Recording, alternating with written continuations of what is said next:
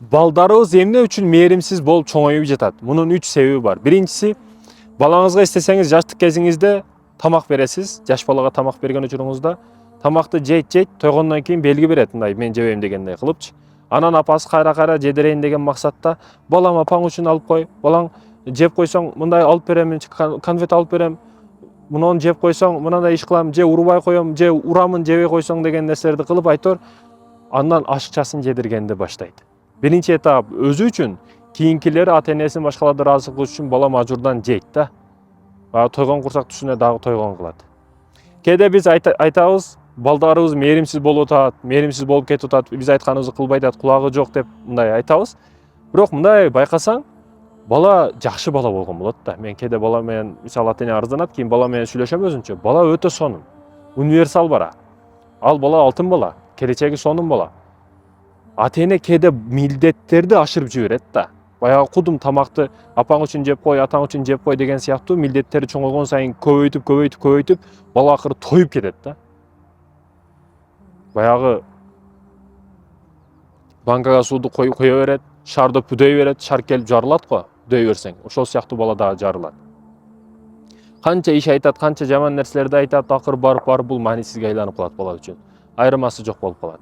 Ошо атанын урушу, сөгүшү жөнөкөй нерсеге айланып калат. Неге? Бул күн сайын кайра кайталанып атат. Милдеттемелер өтө көбөйүп кетип атат да ата эне тарабынан. Ошондуктан балага айырмасы жок болуп калат.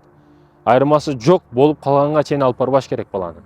Баланын да өзүнүн милдеттери бар, өзүнүн окуу маселесинде, өзүнүн иш аракет маселесинде бала менен кенен сүйлөшкөндү билиш керек да ата эне негизи. Керегинен ашыкча нерселерди буйрубаш керек. Керегинен ашыкча нерселерди. Бүгүн ошо кээ бирлерге күнөө кээде себепчи болуп каласың. Мисалы үчүн үйдө турат, сабагыңды кыл дейт. Сабагын кылып келет, бала телевизор көрөйүн дейт, баардыгы телевизор көрүп отурат. Ата энеси баардыгы балага телевизор көрсөтпөйм дейт. Эшикке дагы чыгарбайт. Телевизор дагы көрсөтпөйт, бар сабагын кыл дейт. Сабагың бүттү дейт.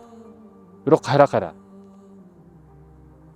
Бул учурда бала аркандай нерселерди ойлонгонду баштайт. Мына эшикке кирбе дегени сайын ал эшиктин арты кызык болуп көрүнө берет да балаңызга. Бул экинчи себеби. Мекендешим. Тыюуларды көз карашына жараша беришиңиз керек. Мындан тыйыл дештен мурда өзүңүздү дагы бир иреттеп карап, андан кийин бала баары айланып келип, аяга уруп, өзүн бияка уруп, баары атасынан көп нерсени алган болот. Руханий жактан дагы, физический жактан дагы, дене жактан баары жоктон атадан көп нерсени алган болот. Ата өзү түз болуш керек, ата өзү кумир болуш керек, ата өзү тик болуш керек. Качан ата мечта болсо, максат болсо бала үчүн, бала көп нерсени кылып коет. Адеп ахлактуу болуп чоңоет. Бирок биз кээде көп болуп калабыз, билесиздерби?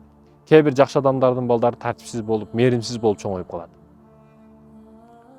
Баягы устаз айтат го, молдонун айтканын кыл, кылганын кылба деген маселени айтып, жакшы адамдар башка жака жакшылык кылып, ар ким менен ар кандай жакшы иш амалдарды жүрө берип, баласына убакыт жетпей калат. Убакыт бөлүш керек балага, сөзсүз түрдө бөлүш керек. 5 балаңыз бар, ар бирине убакыт бөлүш керек. Салыштырбаш керек эч кимге. Фаланча эжең ушундай, фаланча эжең ушундай бүтүрдү окууну, сен мында неге бузулуп кеттиң?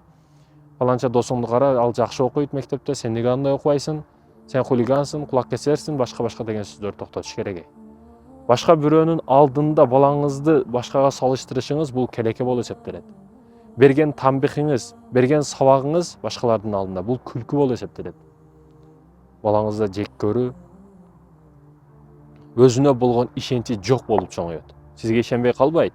Да, сизге ишенет, сизге урмат, ата эне катары сизди ар дайым урматтайт, бирок өзүнө болгон ишеничи өлүп чоңоет да ал бала. Кийин бул нерсени оңдой албай калат, өкүнүчтүүсү. Ошондуктан руханиятта дух берүү деген нерсе бар. Мисалы жөнөкөй эле мисал буга Салахиддин Аюби ага апасы келип, ушундай дух берген, сен күчтүү адам болосуң. Ал айткан ушундай исламды ойгото турган, үммөткө чоң кызмат кыла турган адам болом деген учурда, сен болбойсуң, колуңан келген ишти кыл, баары стройга кыл, башка деген эмес да. Ошол рухта сен колуңан бардык нерсе келет, балам деп дух берип чоңойткон. Балаңыз бир нерсени айтып келсе, колуңан келгенди кыл, бир нерсе аркаңдан чыгып кетпесин деген сөздөрдү токтотуш керек мекендештерим. Балага дух бергенди, кээде мактаганды билиш керек да.